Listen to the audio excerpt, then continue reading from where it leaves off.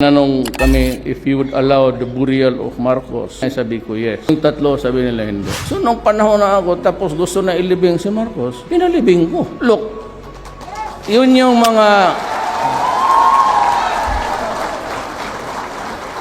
yung promise ko. Kaya kung ayaw ninyo yun, hindi sana ninyo ako binoto.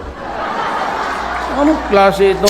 As president, kayong mga taga-human rights, I build a country. Hindi ako police. I look after my country. Paski ganito lang ako, I love the Philippines.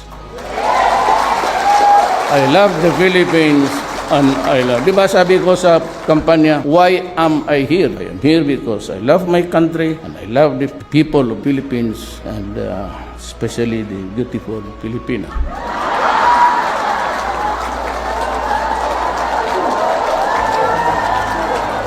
Kung nandito yung anak kong babae, magagalit ko. Titindig yun. Si Inday, titindig yan. Harap-harapan. Maldita yan. And nobody was mentioning about Mindanao.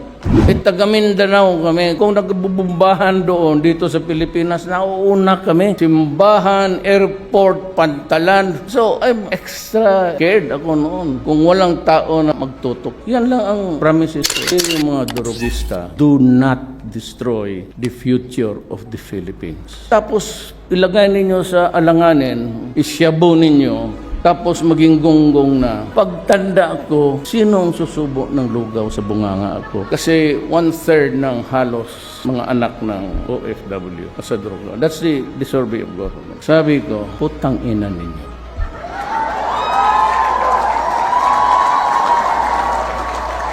Ang mga tatay nito na sa ibang bansa, nagpapakamatay sa bago. Ang mga nanay nito sa isang bansa, sometimes they are rape, abuse, sinisikmura na yan para na makapagdala ng pera. Binabastos na yan, tinitiis. I am a president for peace. I cannot be a wartime president.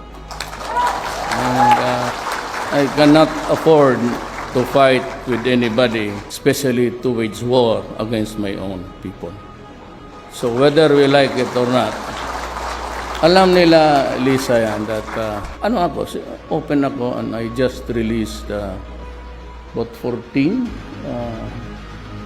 prisoners from Bilibid, yung mga komunista na convicted na. The higher interest of the people must prevail. Pagka mayroon niyang 8888, that's the hotline.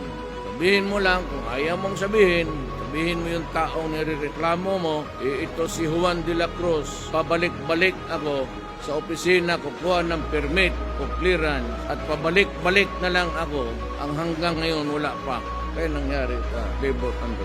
At pinalabas niya na resign siya kasi ako naman ayaw kong hiyain yung tao.